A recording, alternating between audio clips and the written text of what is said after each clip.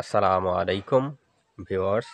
আজকে আপনাদের দেখানোর চেষ্টা করব আমার দেশি মুরগিকে আমি কিভাবে রক্ত আমাশার ডোজ করলাম, কি লক্ষণ দেখা দিলে রক্ত আমাশার ডোজ করতে হয়, সবকিছু আপনাদের এই ভিডিওর মাধ্যমে দেখানোর চেষ্টা করব ইনশাআল্লাহ। আশা করি সকলেই সম্পূর্ণ ভিডিও জুড়ে থাকবেন। রক্ত আমাশা হলে মুরগির পায়খানার সাথে রক্ত দেখা যায় অথবা মুরগির পায়খানা একটু লালটা লালটা ভাব দেখা যায়। তখন বুঝতে হবে যে মুরগির রক্ত আমাশয় হয়েছে। রক্ত আমাশয় হলে মুরগির শরীরের শক্তি কমে যায় এবং মুরগি আস্তে আস্তে দুর্বল হতে থাকে। আমি আমার মুরগির রক্ত আমাশয়ের জন্যে ব্যবহার করলাম অ্যাম্প্রোল ইপিভেট। এটা রক্ত আমাশয়ের জন্যে খুবই কার্যকরী একটা ওষুধ।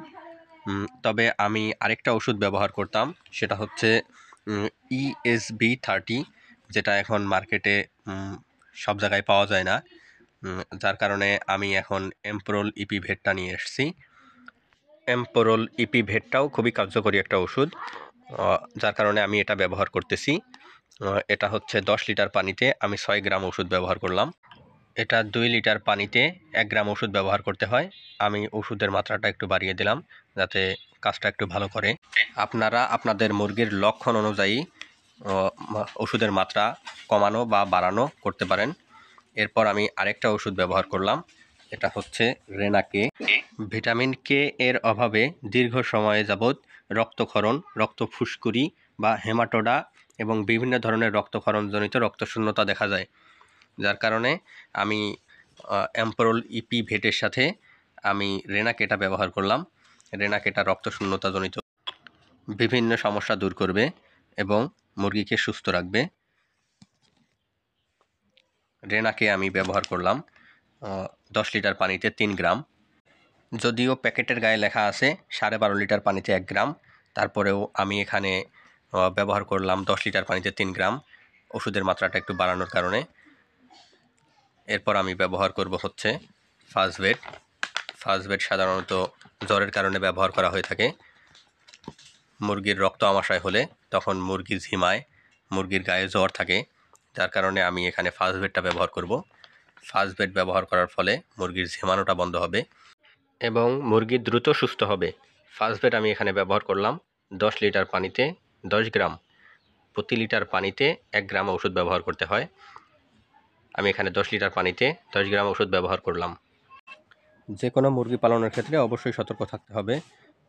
মুরগির পায়খানা কখন কীরকম হয় সেগুলো সবসময় দেখে রাখতে হবে, যেন মুরগি কখনো ঝিমায় কি না, মুরগির ঠান্ডা লাগছে কি না, মুরগির পায়খানায় রক্ত দেখা যাচ্ছে কি না। এই সব কিছু যদি আপনি সবসময় খেয়াল রাখেন তাহলে অবশ্যই আপনি মুরগি থেকে ভালো কিছু আশা করতে পারেন। এরপর আমি আরেকটা ওষুধ ব্যবহার করলাম ডাইরোভেট।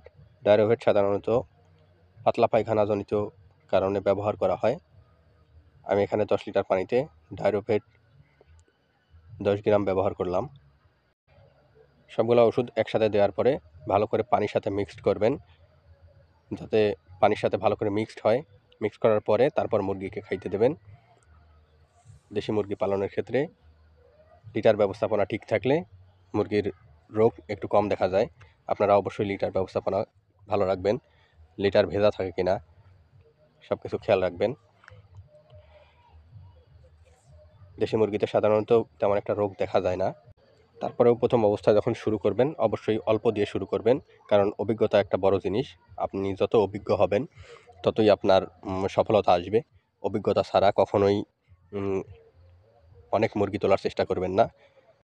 দেশি মুরগি পালন সম্পর্কে জানতে অবশ্যই চ্যানেলটি সাবস্ক্রাইব করে পাশে থাকবেন।